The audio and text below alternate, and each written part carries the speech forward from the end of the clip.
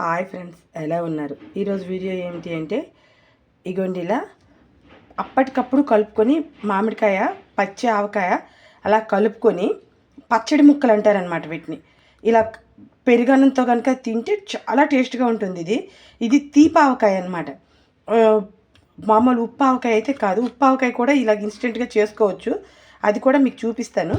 చూడండి, ఇది ఒకసారి కింద మీద ఇలా చేసుకుంటే చూడండి ఇంత బాగా, చూడడానికి ఎంత బాగుంది కదా. తినడానికి అయితే సూపర్ టేస్ట్ ఉంటుంది. పెరుగన్నంతో అయితే మరి ఇంకా దీనికి వేరే కాంబినేషన్ అంటూ లేదనమాట, అంత టేస్ట్గా ఉంటుంది.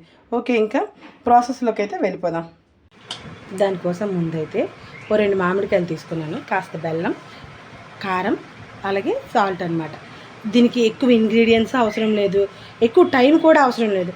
ముందు మామిడికాయలు అయితే బాగా కడిగేసి తుడిచేసి మనకు సరిపోయినంత, అంటే మనకు నచ్చిన సైజులో పీసెస్ అని కట్ చేసుకుని ఉప్పు కారం బెల్లం వేసేసి అప్పటికప్పుడు అనమాట అలా తినడానికి టేస్ట్ అయితే సూపర్ ఉంటుంది.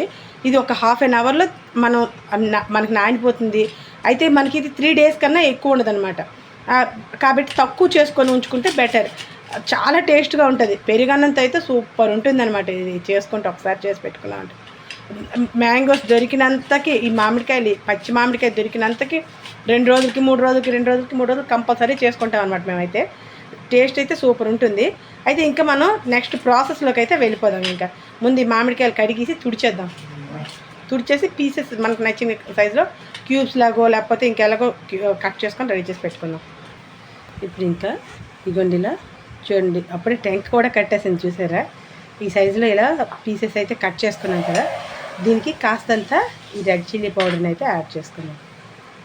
ఇది మీ స్పైసెస్ తగ్గట్టు మీరు యాడ్ చేసుకోండి. అయితే దీనికి ఒక 3 teaspoons అయినా వేస్తేనే టేస్ట్ అయితే సూపర్ ఉంటుంది.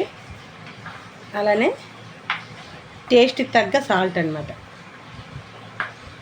ఇంత సాల్ట్ సరిపోతుంది, కొద్దిగా వేద్దాం అంతే. చూడండి సరిపోతుంది.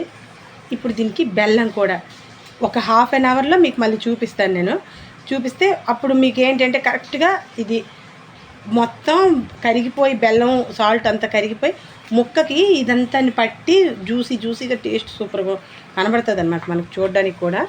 ఇంక ఇప్పుడైతే ముందు ఇవ్వండి ఇలాగా వేసాం కదా, ఇవి ఇలా ఒక్కసారి అనుకున్నామంటే మొత్తం అన్ని ముక్కలకి తగిలేలా ఉప్పు కారాలు.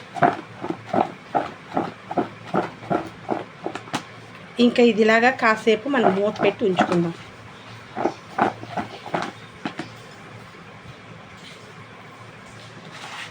ఇలాగ ఓ హాఫ్ అన్ అవర్ కానీ ఇలా మూత పెట్టి ఉంచామంటే మనకి సూపర్ టేస్టీగా అప్పటికప్పుడు కలుపుకున్న మామిడికాయ ఆవకాయ అయితే రెడీ అయిపోతుంది. చూస్తున్నారు కదా, 1 గంట తర్వాత ఆ ముక్కలు మూత తీసి చూసారా ఎంత బాగా కనబడుతుంది కదా. చూడండి ఎంత వాటర్ అయితే చేరిందో ఇందులోకి. బెల్లం అంతా కరిగిపోయి సాల్ట్ బెల్లం కరిగి ఇంత వాటర్ అయితే వచ్చింది. ఇది పెరుగన్నంతో తింటే కనుక సూపర్ ఉంటుంది. ఇది ఇన్స్టెంట్ ఆవకాయ అనమాట. టేస్ట్ అయితే చాలా బాగుంటుంది. ఓకే ఫ్రెండ్స్, ఈ రెసిపీ కనుక మీకు నచ్చితే లైక్ చేయండి, షేర్ చేయండి, సబ్స్క్రైబ్ చేయండి, ట్రై చేయండి, కామెంట్ చేయండి. Watch our channel Keerthi creatives.